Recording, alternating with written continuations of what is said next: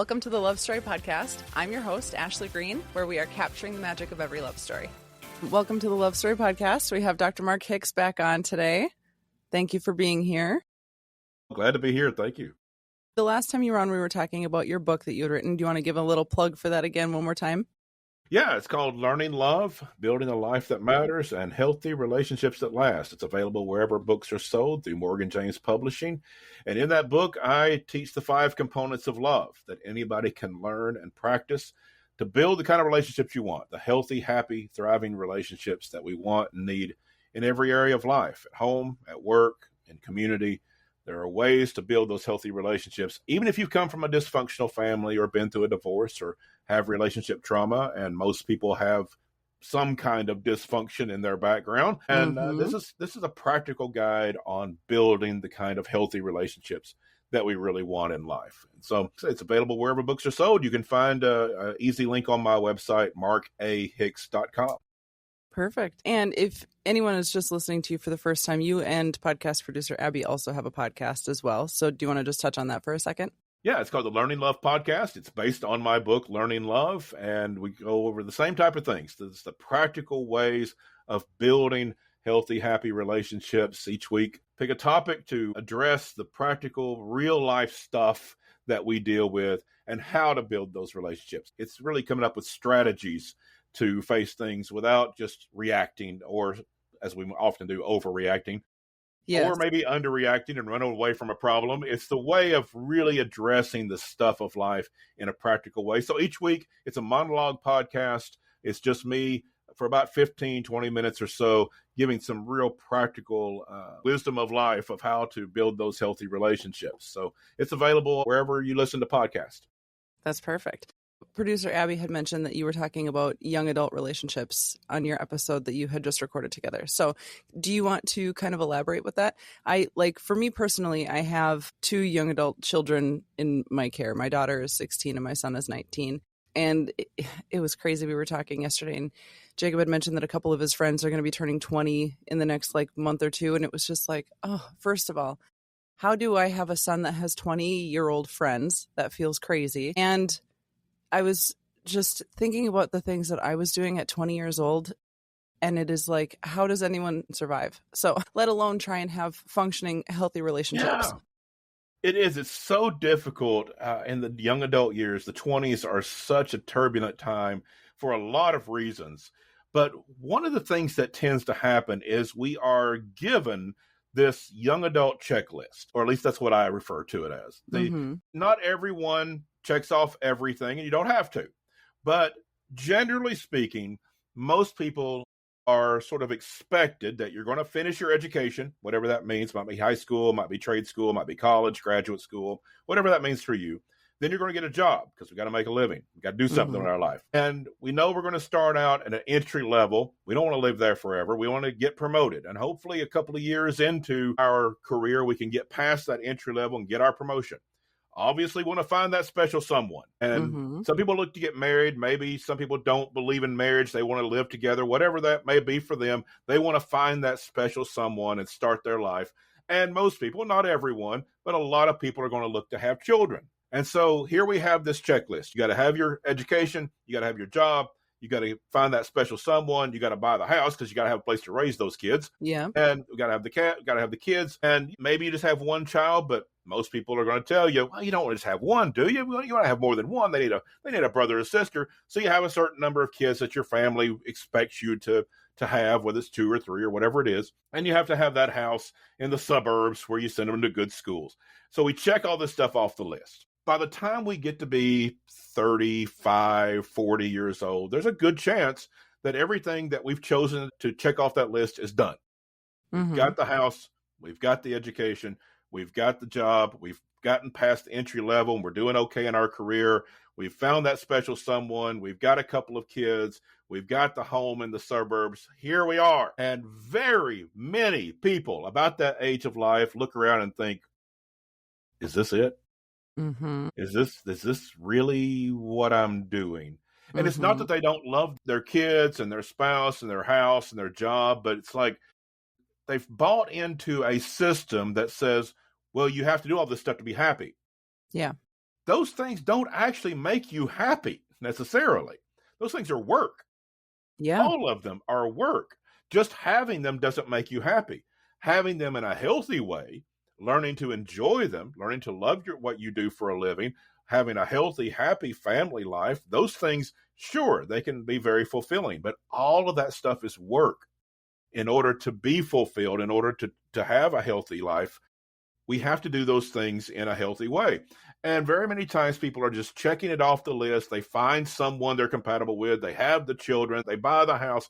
And then they wonder, well, is this really my life? Mm-hmm. And is this really who I'm living it with? Because too many Yeah. times we have chosen a partner or someone to marry based on the idea of checking off this list. When you think about, like, in terms of like the psychology of picking a partner in your 20s and picking a partner in your 30s, is it kind of the same, or does it grow and evolve from decade to decade? It absolutely has to grow and evolve if you're Okay. going to live life forever. So many people, again, get into this phase of 35, 40 years old, get through this list, and they've chosen someone that helps them check off the list, that they had the same or similar ambitions in life. They've almost treated their marriage or their partnership, their romantic life, as a corporate partnership. We have things to accomplish, and this is the person that can help me do it. Well, Mm-hmm. when we get to that place, we've done it all, we may look at that person and say, you're not the person I married. I don't know why I married you.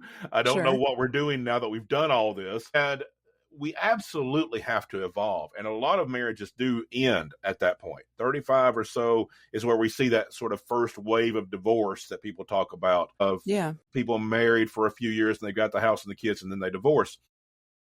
There has to be, at that point, I think, sort of a rite of passage that we start to understand. Not we have these things, but how are we going to live life well with these Mm-hmm. things? How are we living life together? There are a lot of people that sort of fall into, if they do stay married, this place where they don't know each other as a couple. They're just raising kids and doing the job and keeping the house. And one of the things that we stereotype people, that we do know in society, that a lot of people wonder, who is this person I'm married to once the kids move out? That Yeah. empty nest syndrome. And it's because we reached that point I'm talking about, that young adult checklist is checked off. And so we just do that until the kids are gone. And then we think, who am I living with? There needs to be this rite of passage, this evolution that helps us understand that, yes, we've checked off the list, but that's not going to make us happy in and of itself. We have to live well in this. And how do we live well together? How do we have a special relationship while we are raising kids and keeping the house and doing the job? And how do I love what I'm doing for a living while I have a family? And all of these things that we have to address that I don't think are told in public. I think we just tell people, send the message, check off the list, you'll be fine. And that's not how it works. Have your nice 2.5 kids with the house and the fence and the cars and everything. And which, it's interesting that you said that people treat their relationships in their 20s like it's like a corporate partnership. How are we going to come together? We're going to join houses, and then we're going to, like lords and ladies of medieval times, whatever. Yeah. But Yeah. it feels very like I, in the stage that I'm at, to be in and I've had a series of relationships that are a handful of years, and then I realize that you're not really the person for me, whatever, and then date someone else for a handful of years, and then, okay, never mind, you're also not the person for me, whatever. I had said to my sister, I said, I think I'm just going to have to treat it like a business relationship. Who's going to be the person in my life to help me move through the next, 30, 40 years of my life, whatever. And I thought, oh, that's great. What a great idea that I just had. Treat a relationship like a business partnership and move on. So what would your advice be if you are saying, in your 20s, you pick someone who is you pick the pretty girl and the pretty guy, and they come together and they have the pretty babies and they have the perfect jobs and all of that kind of stuff. How do you maintain once you have done that? And what is the way how do you look at a relationship in a healthy way then? Yeah, I think there has to be an evolution at that point, that Mm-hmm. we come to a place that we do understand that life is more than a checklist, and Mm-hmm. life is more than a corporate partnership to accomplish things, that it really is living life well together. And that comes with emotional vulnerability, learning how to be vulnerable to each other. Very often, just to check off a list, you don't ever have to be vulnerable. You never have to really have a great communication. You never have to really know each other particularly well. You just have to do your job.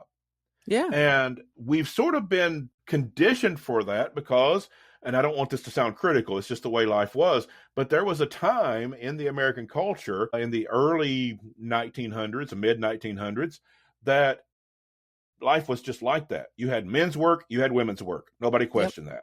You had roles that you played in society based on your gender, based on your race, based on your socioeconomic level. You had a role that you played. We don't have that anymore. Now, Mm-hmm. people can like that or not like it. I know there's some people want to go back to the past and recapture that. Other people think that's terrible that we ever did that to start with. I don't debate that. I'm just saying that's the way it Mm-hmm. was. It's not like that now. We don't have those roles. And when we fall into this corporate partnership, we can sort of do that temporarily. We can say, this is your work. This is my job. We're going to do this. We're going to check this off the list. We got to pool our resources and buy a house. And, we're going to have 0.5 kids and we're going to check everything off the list that we want. But when we get there, there has to come a place, if we're going to stay together, that we understand it's more than a checklist. It's more than a partnership. It is life together. There's a connection with couples that want to live life happily together. There's a practical side to it of how do we treat each other. It's not just about how do you help me get where I want to go, but it's how do we live together well. And so all of these things about how do we communicate, how are we vulnerable, how do we learn who each other really is beyond just the stuff that we want to accomplish, that takes some time. And that takes some effort and some communication. And that can really be a great exploration if we approach it that way. That can be a beautiful time where we actually rediscover that person and learn Yeah. new things about the person that we love. And so it's not necessarily that we've done anything horrible with this checklist. It's fine, but it just leads to an emptiness if we're not careful, if we're not working towards something and have this rite of passage that says, now that we have it, how are we going to live together well and really love each other in the midst of it? Absolutely. Which is, to be in that place, do you find that when you're experiencing couples that are kind of in that situation, it kind of becomes a situationship essentially, where it's like we've gone through life, we've done the checklist, and now the kids. And I remember this happening to me when my kids were my son was probably in his like mid-teens, later teens, and you just kind of, okay, he doesn't really need me as much anymore. And I felt like I was greatly equipped to deal with my kids leaving because I've shared custody with their dad. So they were with me 50% of the time and with him 50% of the time. And when it first happened, it felt like a devastation to me. Like I'm half a mom and I'm, all of these things. But then now I look at it and it's like, yep, I am a full, complete person. My kids can need me or not need me, and that's fine. And if they want to come home, I mean, I do, whatever. Boys don't call their moms nearly as much as they should. So there's, that. But yeah, it's I feel equipped. So then do you feel like when you have this, the traditional nuclear family that has now done the checklist and they get to this point, what are some of the like emotional issues? I mean, obviously everything is so nuanced with like, how did you grow up and how did they grow up and all of these things and the issues that are going to come up uniquely in that relationship. But some of the similar themes are like emotional disconnectedness and one person maybe having a little bit higher emotional IQ than the other person and that kind of stuff. So what do you do if you get to this place, you've checked off the list and everything, and now you're one person or the other is struggling more than the other? Because it seems like there's people who are really happy that like, yes, now we've got Naked Tuesday back, the kids are gone. And then you've got the people who are like, my life is over, I don't have any purpose, I'm not an active parent anymore. Yeah, absolutely. And one of the things that I teach in my book, and it's the first component of love that I list, not that there are any particular order to them, but is the first one that I list, is grief. And a lot of people are surprised by that. They think, well, what does grief have to do with love? But there are a number of grief processes that happen, and you've described one. Your kids get to a place they just don't need you as much as they once did. And even if you're equipped to kind of go into that next phase of life and be okay with that, it still requires a bit of a grief process. It may not be horrible. When we say grief, sometimes we think of this gut-wrenching time of losing someone dear to us, and that certainly is a category of grief. But there can be smaller grief processes that we enter this thing that this phase is over. And we close the door to that. And that causes a bit of grief. It causes a bit of reflection. Even if we feel prepared to go to the next phase, we're kind of sorry that time is over. and there's a time that we miss, and knowing how to grieve that, knowing that that's okay to feel that way. We don't have to hang on to it, but we can grieve it. We can have a bereavement that this is over as we close this door and we move on to the next. And having that skill set, it comes in really handy through all of this. As we get to the end of that checklist, that may be a grief process. We've done everything we were supposed to do, and maybe it's gone great. Probably some of it didn't go as well as we hoped. It probably turned out okay, but it never turns out exactly like we dreamed it would, because life just doesn't work like that. It's never, ever going to turn out exactly as we thought it did. Could be better, could be worse. It's probably a bit mixture of both. It's probably a little better, a little worse in all different areas. And so when we get to this place, we've done it. There's a bit of a grief process. We're closing the door on a time and on a thing that worked for us, and we're opening the door to something that's always unknown. It's always a little bit scary of how do we go to this next phase, but it doesn't have to be anything we run away from. We can grieve what was and be ready then to accept what's coming. I just had a friend that I was talking to, and she was saying that the older she gets now, she feels more resistant to change, and that phases are harder. The idea of just like, okay, now we've bereaved that, now we're moving on to this next thing, and what an exciting time and whatever. She said she's more resistant to change and more fearful of change. Is that something is that common, that the older you get, the more you just kind of are like, nope, I don't like this, I don't want this? It's extremely common to feel that way, and it never works because life is going to change. Yep. It just is. And it's one of the unfortunate things that it's very common. It's almost universal. I don't think everyone feels that way. And I think it's the same kind of principle. We've bought into, well, you do all these things. You check off this things off the list while you're young and you're strong and you're energetic and you're full of ambition, and you check all this off the list, and then you're going to arrive. And you're going to get there and you're going to have all the stuff and you're going to be making money and you're going to have the house and you have the family and you're going to arrive, and then you're just going to cruise on the rest of your life and it'll be fine. And that's never what happens. Life is much more complicated than that. And so, yes, we get older and we've done all this stuff and we think, when do I get to arrive? When do I get to just relax and just cruise in life? And the reality is that was never going to happen. Okay. We've been told that, but it's just not true. Life is going to bring changes. The kids are going to grow up. And what happens is, because we're waiting for that, we create this life, this sadness in our life, because we think, well, when I get this checklist done, I'll be happy. And then, maybe we are, maybe we're not. We're probably a mixture of both. And then we think, okay, well, when I get the next promotion and I'm really hitting all strides in my career, when we get our family complete, we have this third child, and we get everything, we have all the children we want, then we'll have, when I get these kids out of this house, we get the kids out, and we think, okay, then we'll have some time together. I have some time to myself. And then we think, well, when I retire, then I'll have some time. I'll finally be done with this constant work stuff. And we've spent our whole life waiting for the next hillside to be that place where it all evens out. It just doesn't. It never does. And I don't want that to sound pessimistic. It just means there's always new things to learn, always new challenges, always new rites of passage, and always new connections we can make as a family, as a couple. It doesn't have to be anything that we dread. It's just that when we assume we're going to reach a point we don't have to change anymore, we're always going to be disappointed. There is no such thing as reaching the end until it really is the end. When our life is over, then people believe whatever they believe about the next life. Yep. But as long as we're in this one, there's always going to be challenges and always going to be things that we have to learn along the way. And that's okay. If we're open to that and we know how to grieve the past, leave it behind us, deal with the scars of life that come along, learn the lessons of life, and go to the next phase, and, approach that as that rite of passage at whatever age we are, whatever stage we are.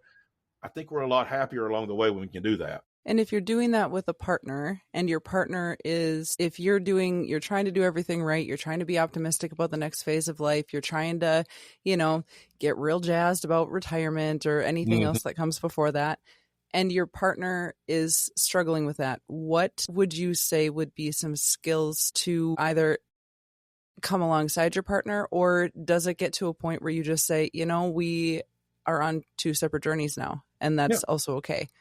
What would you have to say about that? I had a professor that described marriage using the analogy of ice skaters, Okay. particularly ice dancers. And he said, imagine this couple ice dancing, and they are intertwined and they're connected and they lift and they do all these things. And yet there are some moments where they skate apart. They do things separately. Then they come back together. And I've always remembered that. I think that's a good analogy. Sometimes we're always going to be with our partner, and we always want to be if we have a happy, healthy relationship.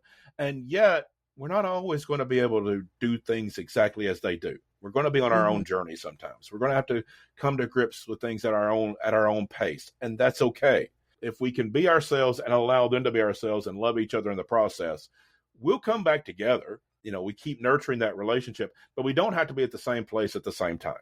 Okay. Particularly with the grief process, you're never going to be. If you're going through a major upheaval in your life, a major change, retirement is a major change, the empty nest thing is a major change, this checklist, realizing you've come to the end of that can be a major change. A lot of it can be. There's a lot of those along the way, and we're not going to always go at the same pace, and that's all right.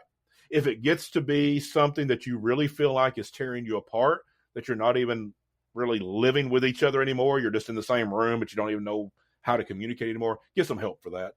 Sure. I'm always one to push this counseling because, life is hard, and we go to doctors, we go to dentists, we go to car mechanics. Why would you do anything less with your relationships that mean a lot to you and your health, your mental health? Get help, particularly when you're at a place you're thinking, I don't even know where they're at anymore. Yeah. And we're not even living in the same planet anymore. We're just two different people living in the same house. Then get some help for that. It's okay not to go at the same pace, to feel the way you feel. And part of supporting each other is being on your own journey, but supporting them in theirs, even if it's not the same time or the same place. And I think that's the thing that's sometimes really hard to kind of come to terms with, where it's like, I am not equipped, and it is not my job to be the emotional carrier of my partner, and then vice versa.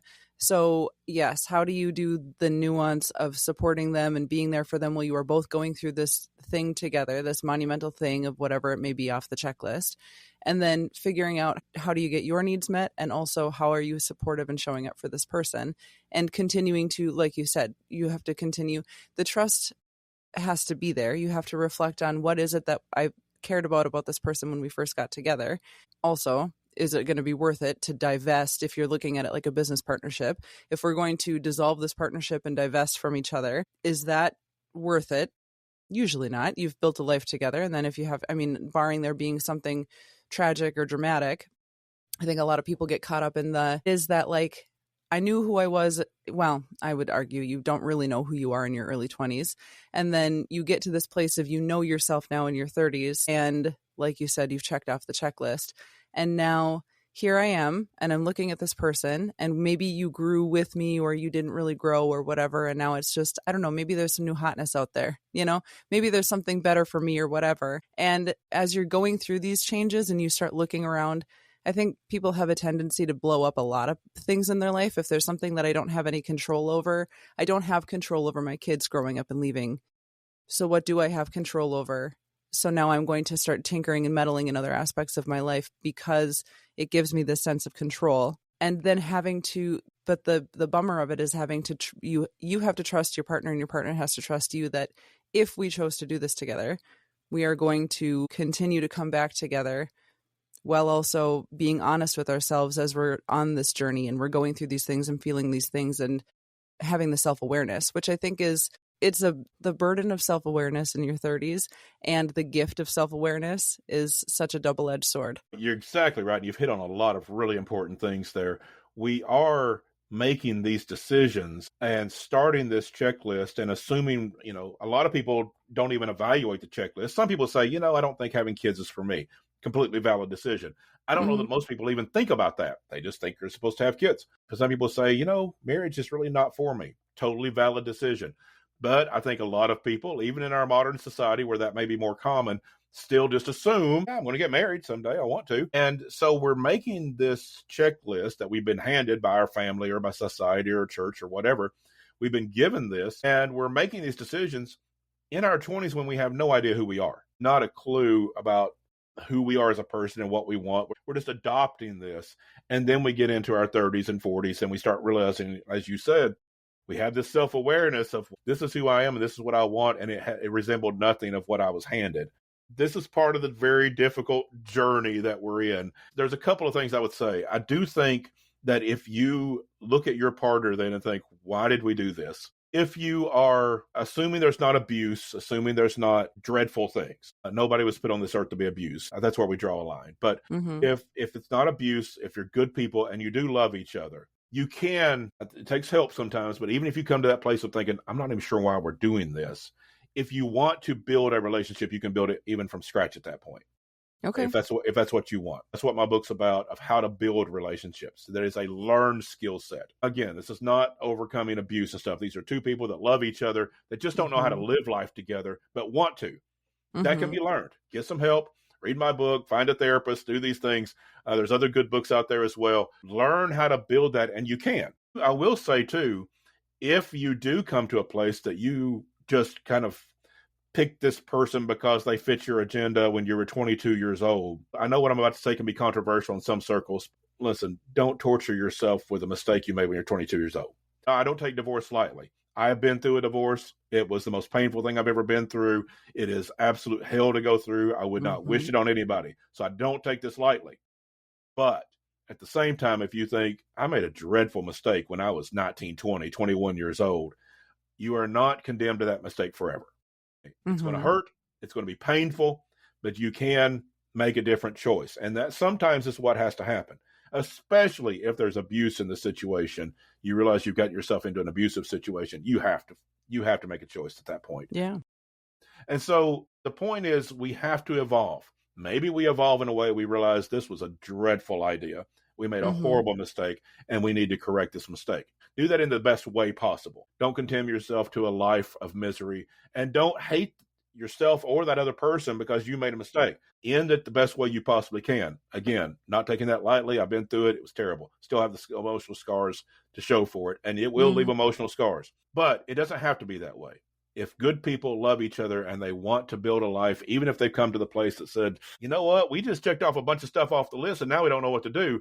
Yeah. You can build it. Love is a learned skill set. It's not just winging it. It's not serendipity. This is not a rom-com, although I do like the rom-coms. Life is not a rom-com. I don't criticize them. I think they're fun, but life is not like that. This is not just, hey, well, I found my mysterious soulmate. Now we're perfect forever. It's not how life works. That we build healthy relationships, two good people that love each other, even if you're at a spot where you think, I'm not sure where we go from here, there's help available. Welcome to Green Thumb Etc., home of custom furniture upholstery, designer floral, and exclusive giftware. Do you need to find a gift for that crazy aunt that has everything? You'll find it at Green Thumb. Do you have grandma's old chair that nobody wants anymore, but you just don't have a heart to throw away? I can upholster it for you. Or do you need flowers for someone to say, I'm sorry, or to say, I love you? You can find that here too.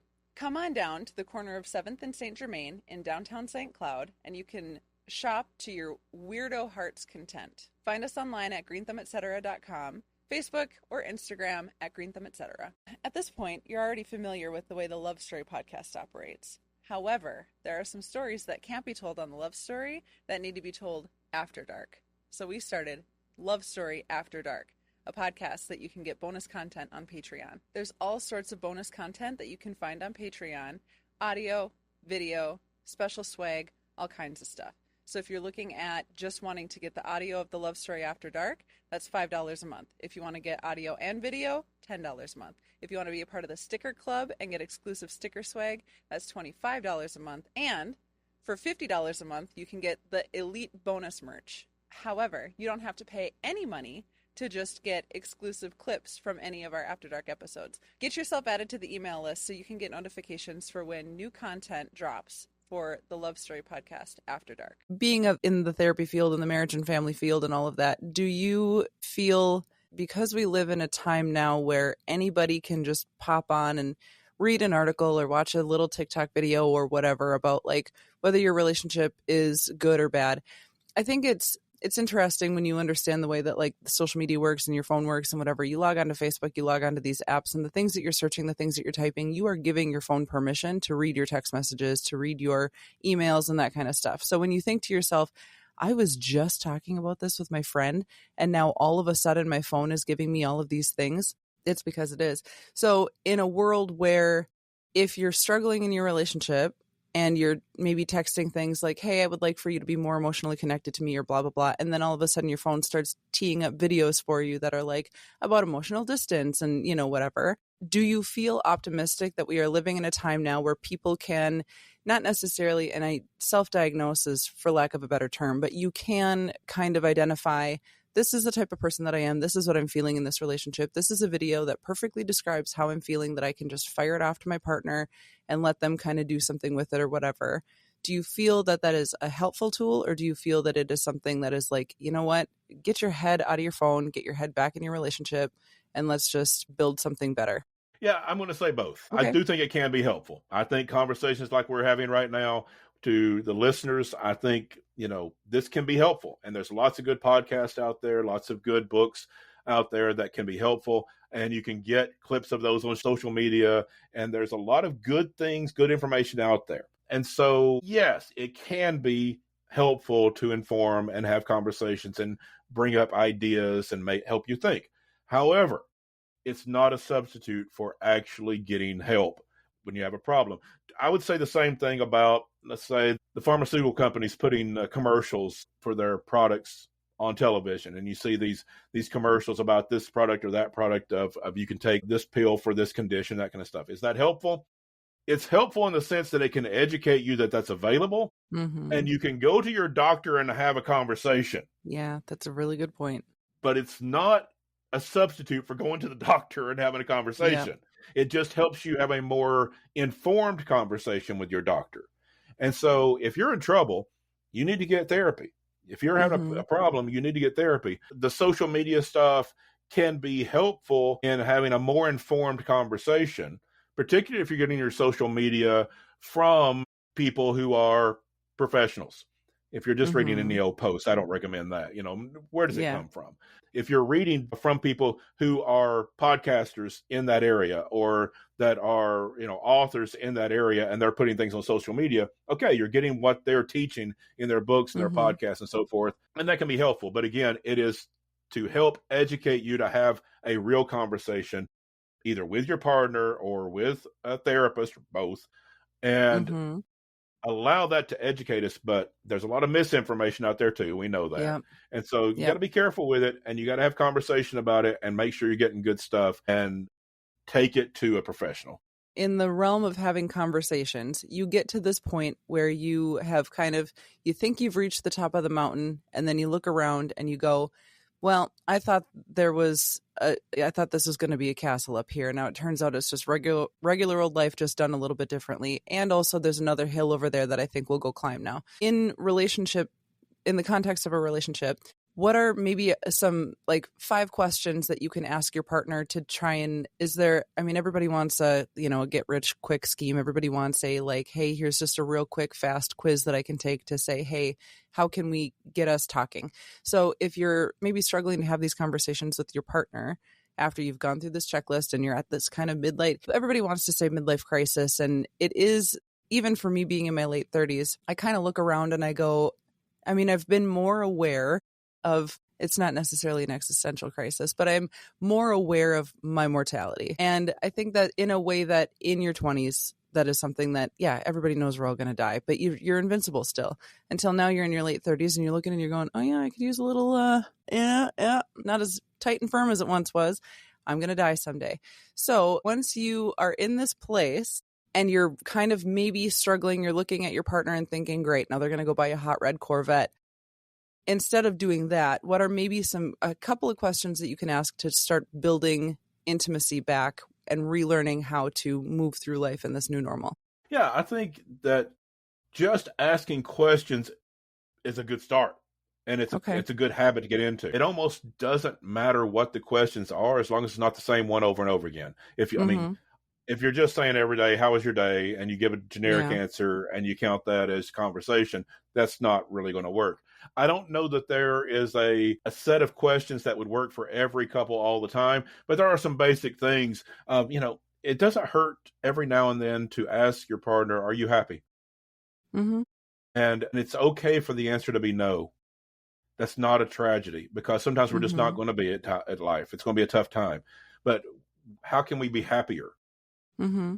How can we be happier together? And developing these skills to ask questions so that we are working on problems as exterior problems. They're not becoming interior problems to our relationship.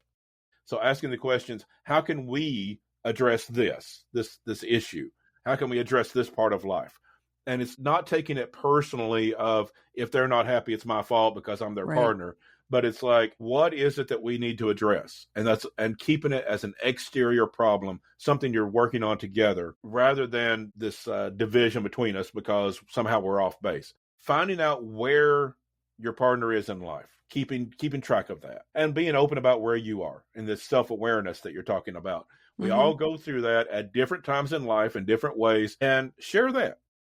If we are feeling something, be open about that. And so many times we get into these routines where it just seems like that's too deep, that's too heavy, and I got too much to do to deal with that. Make time to deal with it. Make time to see where your partner is in the journey, where you are, and how you can help each other in the process. Just asking that kind of stuff, how can I help you? How can I be here for you? How do you feel most supported? You might be surprised what they say, because very often we have an idea of how we're supposed to support them, and that's not what they're looking for. The classic example that everybody talks about is some people will tell you a problem. They don't want you to fix it. They just want you to listen. Those other times they might want a suggestion on how to fix it because they just want some ideas. Find out where they are. Ask that. I want to support you the way you want to be supported. Are you wanting me to try to fix this with you, or you just want to talk through this right now? Asking that kind of stuff on a regular basis. Like I said, I don't think there's just a one-time. I try to stay away from this one-time major event that we turn the corner and we get everything right. That usually doesn't work. It's more of a continual, every now and then, let's check in with each other. Let's make sure. It can be every day, but it can be once a week, it can be once a month, whatever works for you. But check in and ask those questions of where are you and how are you doing and how can I help? I think it's just the idea of being curious too. If you, again, we're talking about a healthy relationship that's maybe in like a lull or, some kind of like change and upset and whatever. It's the difference of how do I know if I'm sad or if I'm depressed? How do I know if I'm, really happy or whatever? And just being able to check in, and you have to also be okay with the response that you get too. Then figuring out a way to be supportive of your partner, being curious, being okay, asking the questions, and being okay with whatever is said. And I think you nailed it exactly on the head, where you can't take it personally, because if there is something that's happening, we all live in our own bodies. And so it's easy to think, okay, you're saying this and now everything is about me. You said that you're not happy, and that's obviously about me. Not everything is about you. Sometimes it truly is just, it's Sunday and I get sad on Sundays. You are not Sunday. It has nothing to do with you. And then being okay. That's exactly right. And even if it is something that you did, that's still not about you. It's about what you did. You can change what you did. You don't have to take that personally. If they say, well, yeah, I was kind of upset because you did this, that doesn't have to feel like a personal attack. That's not you. That's what you did. And we can make new choices once we get the information of saying, okay, I'm going to make a different decision then and do something different. And that does not have to be a personal attack. We take it personally, and it leads to all these complications sometimes, but it doesn't have to be that way. It can be, I'll do something different. And that problem solved. And I love when you say curious. That's one of my favorite words. And I think that takes you so far in life. How do we move from this transition, this phase of life to the next phase of life? How do we go from, being an active parent to them not needing us anymore? How do we go from this phase of life where we were good, but now we've gotten to a different place of life and we just don't know how we're syncing up as a couple? Curiosity will take you a long way. The idea of, well, I don't know, but let's find out. And let's find out together. That can sound idealistic, but it's really not. It's really just an attitude of let's see where life takes us. Let's find out. And again, we're not going to get to that plateau where everything just levels out and we're doing great. It doesn't happen in life. Life's always going to have its challenges and its lessons to learn. So if you stay curious about your partner, you allow them to stay curious about you, and you're open about where you are in the journey also, and you see where life's going and how we can do this. It's a lot easier along the way if you keep that curiosity, as opposed to, this is the way I want it. This is the way it should be. Should is a dangerous word, terrible word. This is the way it should be. And so I want it to be like this. And if it's not, I'm going to be mad. I'm going to be frustrated. I'm going to be upset. No, be curious. See how it is and see how you can navigate it. Rigidity will get you a result. It's just not necessarily going to be the best result. Yeah, it's usually not going to work. Life doesn't work that way. Yeah.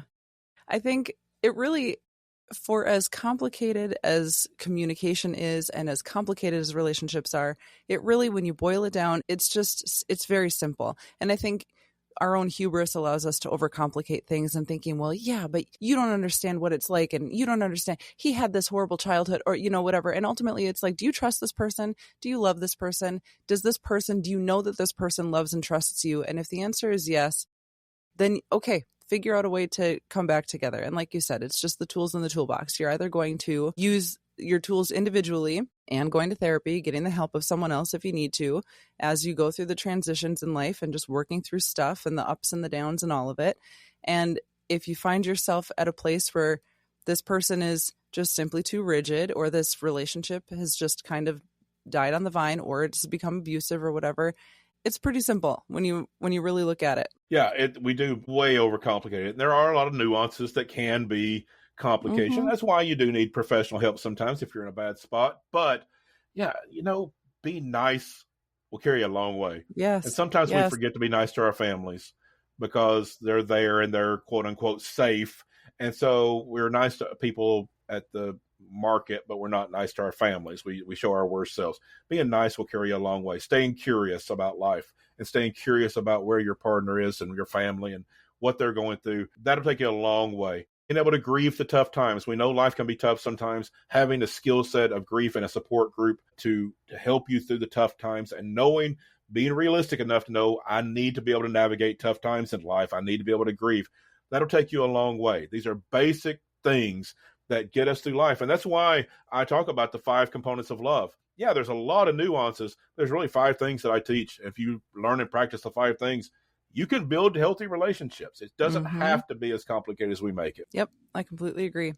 Before we wrap this up, do you want to remind us what the 5 elements of a healthy relationship are that you touch on in your book? Absolutely. We talked about one earlier. We talk about grief, that you have to be able to get through the tough times. They will knock you down. We have to know how to get back up. We have to learn how to live through the difficulties of life and not let that tear us apart from our relationships or start putting up barriers or keeping people out because we're afraid to get hurt. That's a common reaction when we get hurt.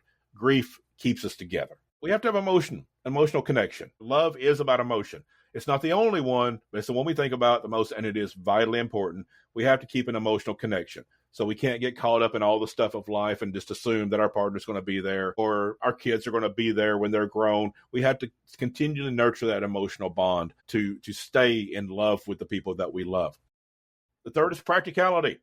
Emotion brings us together. Practicality keeps us together. That we have to live life well together. That's the being nice. That's the communication. That is the conversations that we have. That's keeping our mental health in check and getting help for that if we need it. But most of the time, mental health is a treatable condition. If we have depression, we have anxiety, it's treatable stuff. And that's a practical matter of getting the help you need so that you can be there for yourself and for other people. So practical matters, money matters, things like that. Dealing with the practical realities of life, learning to do that so we live together well. The fourth is love yourself. And this is a vital one. It's one that doesn't get talked about enough, I think. We can't talk about it enough.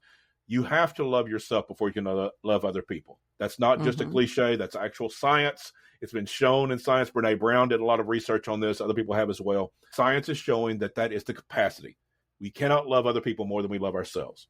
And we sometimes think that, well, if I get other people to love me, it'll validate me, and then I'll love myself. Sounds logical. Does not work that way. We have to love ourselves. It is an organic process. It grows within us. And as we love ourselves, we have the greater capacity to love others. So if we want to love our family more, love ourselves more, then we'll have the capacity to love them more.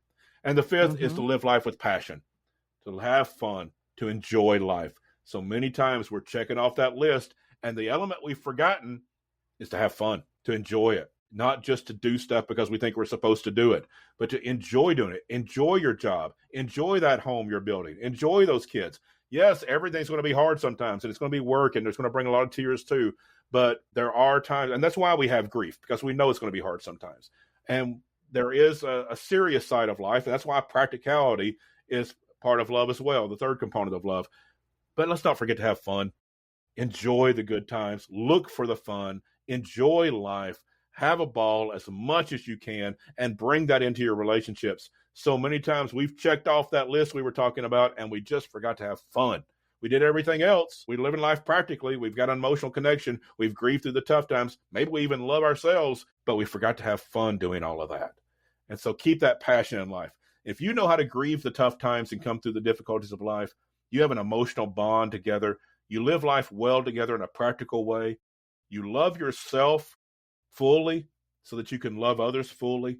And you remember to have a passion for life and enjoy the ride as much as possible. You do those 5 things, you can build healthy, happy, thriving relationships in every area of life. I completely agree with you. And I'm a firm believer that if you look for the fun, you'll see it. And if you look for the bummers, you'll see the bummers. So they're both there. Look for the fun. The bummers will show up because our brain is wired up to look for them. From way back in the caveman days, was there to look for danger, look for things that might hurt us. And that counts as emotional hurt as well. So the things that will hurt us physically or emotionally, our brain is wired up to see. It's always on guard, always keeping an eye out automatically without us having to have to think about it. It's not wired up to look for the good times, the fun, the enjoyment of life, because that's not going to kill us if we miss that. If you miss one of the dangers, then the old days you get eaten by a tiger. But if we miss the dangers, somebody could really do damage and we could end up in an abusive relationship or something. So we keep an eye out for those things. Sometimes we miss it, but our brain is wired to keep an eye out for those. We're not wired up to look for the good things. So we have to learn to do it. We have to do it on purpose and look for the fun. I completely agree. Thank you so much, Dr. Mark, for coming on. You are always just a wealth of knowledge and such a delight to talk to. So thank you for being here with us. Oh, it's my pleasure. I love being here. Thank you. Thank you for listening to the Love Story Podcast. You can subscribe to the show and you can follow us at the Love Story Podcast on Instagram, Facebook, and YouTube. Do you think you have a love story for the ages? Do you think you have a love story that's like a meet cute? Or maybe you just have a regular old love story, but you guys have been together for so long that you don't even remember how you met? We would love to have you on the Love Story Podcast to tell your story. Every love story is unique. Every love story is special. And whether you think you've got a cool story, a funny story, or just a heartwarming story, or just a story of the everyday, regular old love, that's the kind of stuff we want to hear. Reach out at info@lovestoryweddingshow.com and we will schedule a time to get you featured on the Love Couch. If you're not local, we have the capabilities of doing it digitally as well. So don't forget to reach out, info@lovestoryweddingshow.com, or head to the show notes.